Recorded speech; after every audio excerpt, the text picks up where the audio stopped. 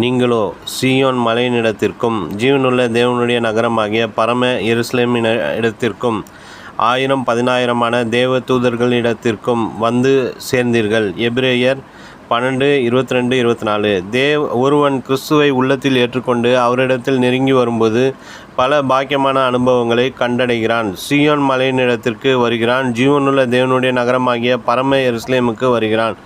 பரலோகத்தில் பேர் எழுதியிருக்கிற சர்வ சங்கமாகிய சபையினிடத்திற்கு வருகிறான். பூரணமாக்கப்பட்ட நீதிமான்களுடைய ஆவிகளினிடத்திற்கு வருகிறான். இயேசு கிறிஸ்துவினுடைய இரத்தத்தினிடத்திற்கு வருகிறான். மட்டுமல்ல, 1000 தேவ தூதர்களண்டைக்கு வருகிறான். நம்முடைய பரம பிதாவான கர்த்தருடைய குடும்பம் மிகப்பெரிய குடும்பம். இந்த குடும்பம் பூமியிலும் பரலோகத்திலும் நிரம்பி விருந்து கிடைக்கிறது. தேவனுடைய குடும்பத்திலே பூமி எங்கும் கோடிக்கணக்கான விசுவாசிகள் இருக்கிறார்கள். பரலோகத்திலே கோடிக்கணக்கான கேருபீன்கள், சேராபீன்கள், தேவதூதர்கள் இருக்கிறார்கள். ஆம், கிறிஸ்துவின் குடும்பம் எத்தனை மென்மையானது!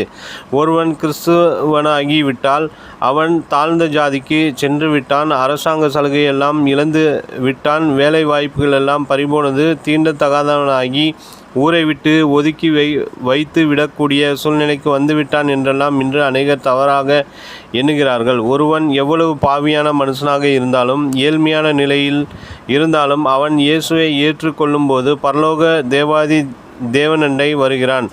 ராஜாதி ராஜாவின் பிள்ளை என்கிற பாக்கியத்திற்குள் வருகிறான். 1000 தேவதூதர்கள் இருக்கிற குடும்பத்தண்டை வருகிறான்.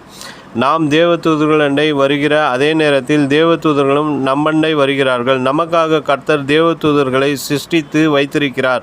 அவர்கள் மாபெரும் சௌரியவான்களாக, பலசாலிகளாக, வேகமாக பறந்து செல்லுகிறவர்களாக இருந்தபோதிலும் அவர்களையெல்லாம் கர்த்தர் நமக்கு பணிவிடை ஆவிகளாக கொடுத்திருக்கிறார். வேதம் சொல்கிறது, இரட்சிப்பை சுதந்திரிக்கப் போகிறவர்களின் நிமித்தமாக ஊழியம் செய்யும்படிக்கு அவர்கள் எல்லோரும் அனுப்பப்படும் பணிவிடை ஆவிகளாய் இருக்கிறார்கள் அல்லவா? எபிரேயர் 1:14. நம்மை வீழ்த்துவதற்கென்றும் சோதிப்பதற்கென்றும் சாத்தான் ஒரு பிசாசை அனுப்ப நினைத்தால், கர்த்தரோ நம்மை பாதுகாக்க அக்னிமயமான இரதங்களையும் குதிரைகளையும் அதோடு 1000 தேவதூதர்களையும் அனுப்ப ஆயத்தமாயிருக்கிறார். தேவ பிள்ளைகளே, கிறிஸ்துவின் குடும்பத்தில் உறுதியாய் தரித்திருப்பீர்களா?